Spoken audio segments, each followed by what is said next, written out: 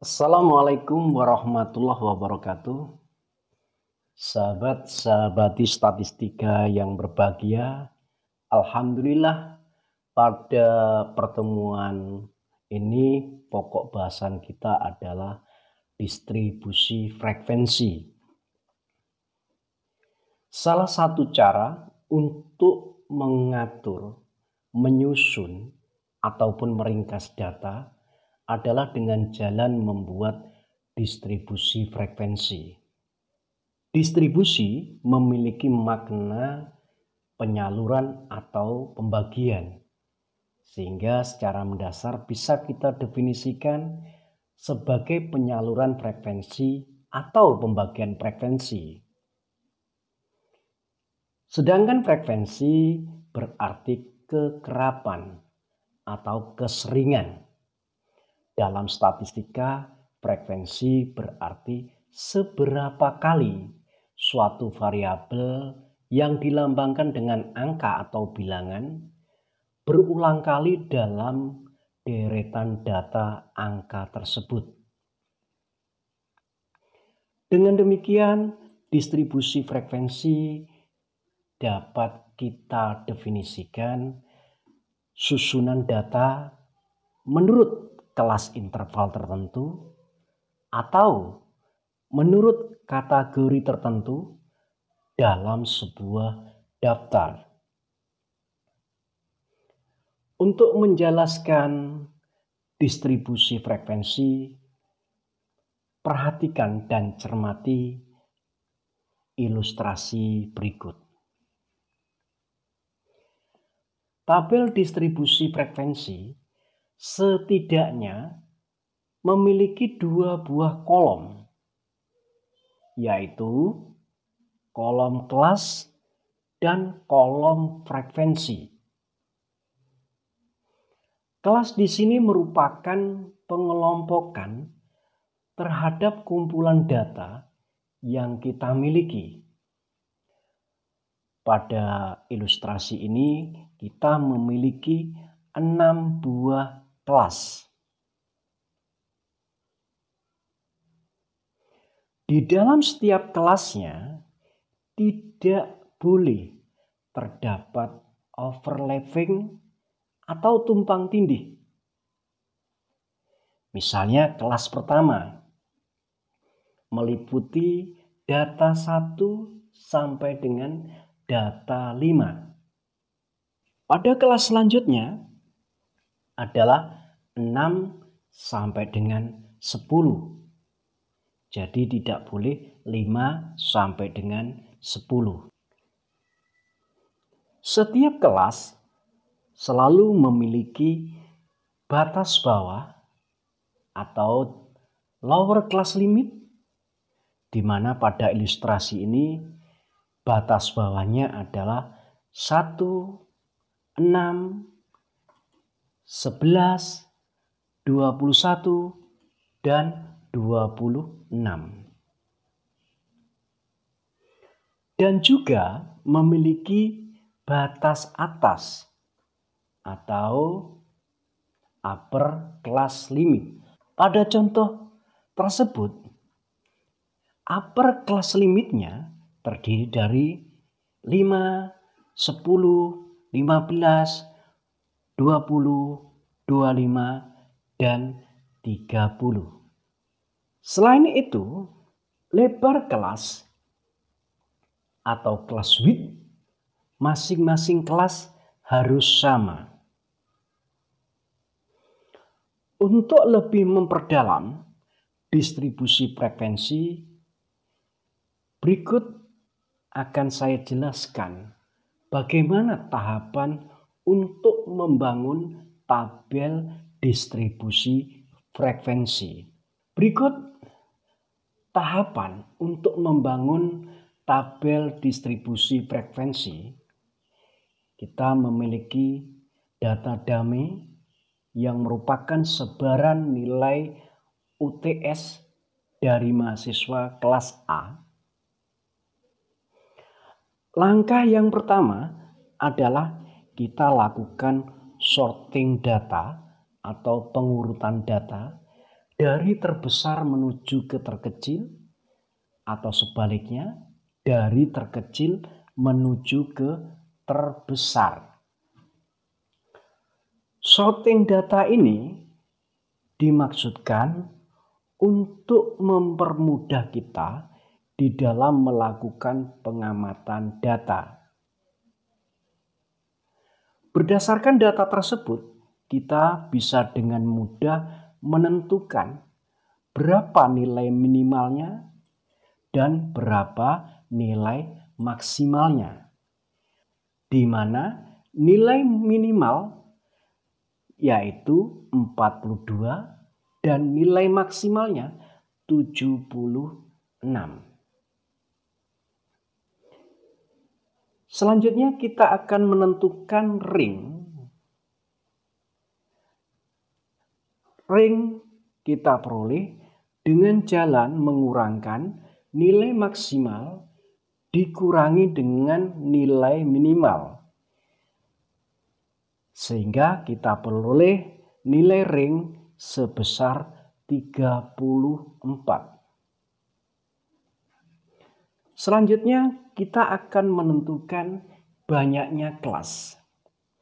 Banyaknya kelas kita pergunakan formulasi 1 plus 3,3 log N. N di sini yaitu sebesar 34. Sehingga banyaknya kelas kita peroleh sebanyak 6. Kemudian lebar kelas atau class width, di mana class width kita cari dengan membagi ring kita bagi dengan banyaknya kelas, sehingga kita peroleh lebar kelas sebanyak 6. Langkah selanjutnya kita akan menentukan ring dari masing-masing kelas. Di mana kelas pertama ringnya kita awali dari data minimal yaitu 42 sampai dengan 47. Di mana nilai 47 kita peroleh dengan menambahkan 42 ditambah dengan 5. Karena lebar kelasnya 6, maka N-1 kita peroleh 5. Untuk kelas kedua yaitu 47 tambah 1 kita peroleh 48. Selanjutnya 48 kita tambah 5. Sehingga kelas kedua antara 48 sampai dengan 53. Untuk kelas yang lainnya dapat kita peroleh dengan metode yang sama. Langkah terakhir, kita akan mendistribusikan frekuensi dari masing-masing kelas. Untuk kelas pertama terdiri dari data 42 sampai dengan 47. Berdasarkan sebaran data tersebut yang memuat nilai 42 sampai dengan 47 hanya 2, yaitu 42 dan 45. Sehingga frekuensinya sebanyak 2. Selanjutnya untuk kelas kedua antara 48 sampai dengan 53 berdasarkan sebaran data tersebut yang memuat data 42 sampai dengan 53 dapat kita hitung yaitu sebanyak 8. Demikian juga untuk kelas ketiga kita peroleh frekuensi sebanyak 7. Untuk kelas keempat kita peroleh frekuensi sebanyak 6. Untuk kelas kelima kita peroleh frekuensi sebanyak 2. Dan kelas keenam frekuensinya sebanyak 2. Di dalam distribusi frekuensi selain memuat kelas dan frekuensi, juga memuat midpoint atau nilai tengah, dan juga frekuensi relatif serta frekuensi kumulatif. Untuk mencari berapa nilai tengah dari masing-masing kelas, kita dapat menghitung dengan menjumlahkan nilai batas kelas atas ditambah dengan batas kelas bawah, kemudian kita bagi 2. Pada kelas pertama, batas atasnya 47, kita tambah dengan 42, diperoleh 89. Kemudian kita bagi dengan 2, sehingga nilai tengahnya kita peroleh 44,5.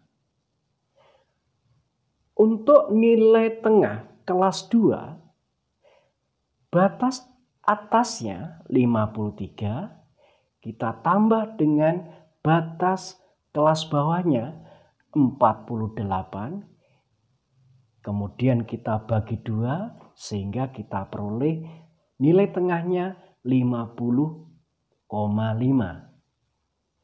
Demikian juga untuk kelas ketiga, kita peroleh nilai tengah 56,5 dan seterusnya.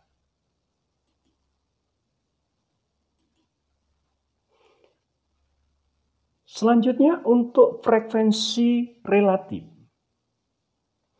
Frekuensi relatif dapat kita hitung dengan membagi frekuensi masing-masing kelas.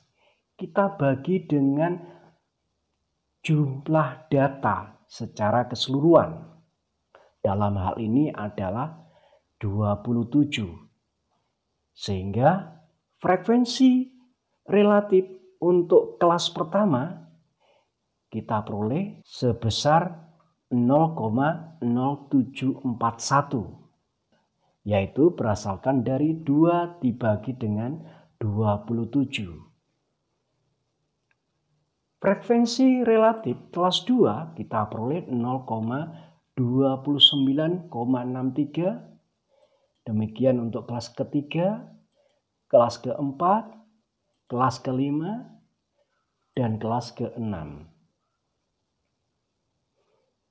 Frekuensi relatif bila mana kita jumlahkan akan kita peroleh nilai 1 atau mendekati dengan 1.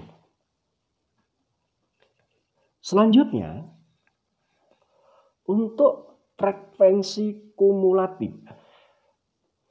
Frekuensi kumulatif kita hitung dengan jalan menambahkan frekuensi kumulatif kelas sebelumnya kita tambah dengan frekuensi kelas yang bersangkutan. Misal, untuk kelas pertama, frekuensi kumulatif kelas sebelumnya 0, kemudian kita tambah dengan frekuensi kelas 1 yaitu 2, maka kita peroleh frekuensi kumulatif sebanyak 2. Untuk frekuensi kumulatif kelas 2, kita peroleh dengan jalan menjumlahkan frekuensi kumulatif sebelumnya, yaitu 2, kita tambah dengan frekuensi kelas 2, yaitu 8, maka kita peroleh frekuensi kumulatif sebesar 10. Demikian juga untuk frekuensi kumulatif pada kelas-kelas selanjutnya. Nilai frekuensi kumulatif pada kelas terakhir harus sama dengan jumlah data. Dalam hal ini jumlah data frekuensinya 27, sedangkan frekuensi kumulatif pada kelas terakhir yaitu sebesar 27. Selain frekuensi relatif dan frekuensi kumulatif, biasanya di dalam tabel frekuensi juga memuat frekuensi kumulatif kurang dari, dan frekuensi kumulatif lebih dari. Untuk menyusun frekuensi kumulatif kurang dari dan frekuensi kumulatif lebih dari, terlebih dahulu kita tentukan nilai tepi kelas. Nilai tepi kelas kita peroleh dari batas bawah dari kelas tersebut kita kurangi dengan 0,5, di mana kelas pertama memiliki batas bawah 42, kita kurangi dengan 0,5.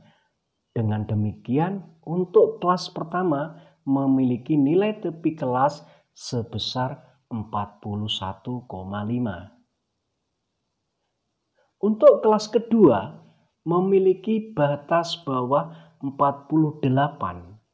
Kita kurangi 0,5 sehingga nilai tepi kelasnya 47,5.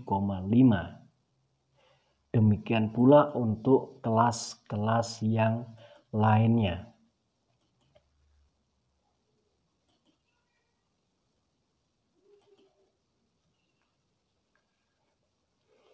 Selanjutnya, untuk menghitung berapa nilai frekuensi kumulatif kurang dari masing-masing kelas, cermati penjelasan berikut.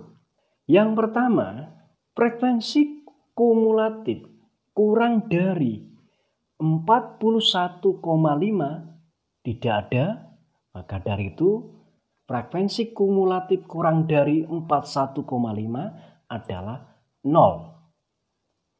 Selanjutnya, frekuensi kumulatif kurang dari 47,5, di mana kelas pertama memuat data antara 42 sampai dengan 47 memiliki frekuensi 2. Dengan demikian, nilai frekuensi kumulatif kurang dari 47,5 adalah sebanyak 2. Selanjutnya, untuk frekuensi kumulatif kurang dari 53,5, kita peroleh 2 kita tambah 8. Selanjutnya, untuk kelas yang keempat, frekuensi kumulatif kurang dari 59,5 adalah 2 tambah 8 tambah 7 atau sebesar 17. Selanjutnya, frekuensi kumulatif kurang dari 65,5 kita peroleh 2 tambah 8 tambah 7 tambah 6 sehingga kita peroleh 23. Kemudian untuk kelas yang keenam, frekuensi kumulatif kurang dari 71,5 adalah 2 tambah 8 tambah 7 tambah 6 tambah 2 yaitu 25. Dan yang terakhir, frekuensi kumulatif kurang dari 77,5 harus sebesar 27. Selanjutnya, untuk menghitung frekuensi kumulatif lebih dari, kita awali menghitung dari kelas paling akhir. Frekuensi kumulatif lebih dari 77,5, kita akan memperoleh sebesar 0. Karena kelas kita terakhir antara 72 sampai dengan 77. Sehingga data yang lebih dari 77,5 tidak ada atau 0. Kemudian frekuensi kumulatif lebih dari 71,5 adalah sebesar 2. Kemudian frekuensi kumulatif lebih dari 65,5 kita peroleh 2 ditambah 2 yaitu Demikian juga untuk frekuensi kumulatif lebih dari 59,5 yaitu sebesar 10 yang diperoleh dari 2 tambah 2 tambah 6. Kemudian frekuensi kumulatif lebih dari 53,5 diperoleh dari 2 tambah 2 tambah 6 dan tambah 7 sehingga kita peroleh 17. Selanjutnya frekuensi kumulatif lebih dari 47,5 yaitu sebesar 25 yang diperoleh dari 2 tambah 2 tambah 6 tambah 7 tambah 8. Dan yang terakhir, frekuensi kumulatif lebih dari 41,5 sebesar jumlah data yaitu 27. Selanjutnya kita akan mempelajari bagaimana mendeskripsikan data secara visual. Yang pertama, kita akan membuat visualisasi data dengan menggunakan grafik histogram. Dengan memanfaatkan nilai tengah sebagai penanda pada sumbu X antar kelasnya, kita bisa membuat grafik histogram berikut. Kelas pertama memiliki frekuensi sebanyak 2 dengan nilai tengah 44,5. Kelas kedua dengan nilai tengah 50,5 memiliki frekuensi sebanyak 8. Kemudian kelas ketiga dengan nilai tengah 56,5 memiliki frekuensi sebanyak 7. Selanjutnya dengan nilai tengah 62,5 pada kelas keempat ini memiliki frekuensi sebanyak 6.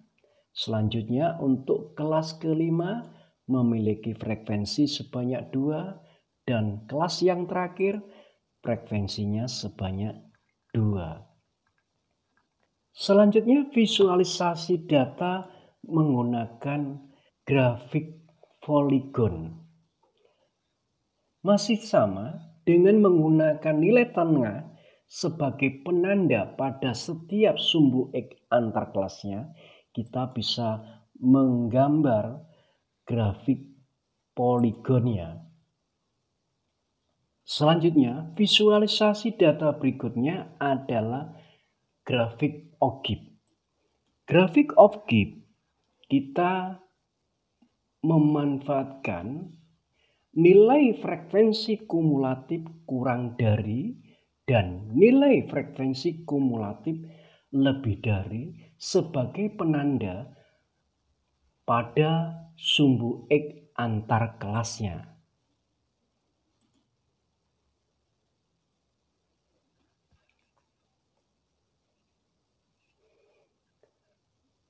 Demikian pembahasan kita terkait dengan distribusi frekuensi.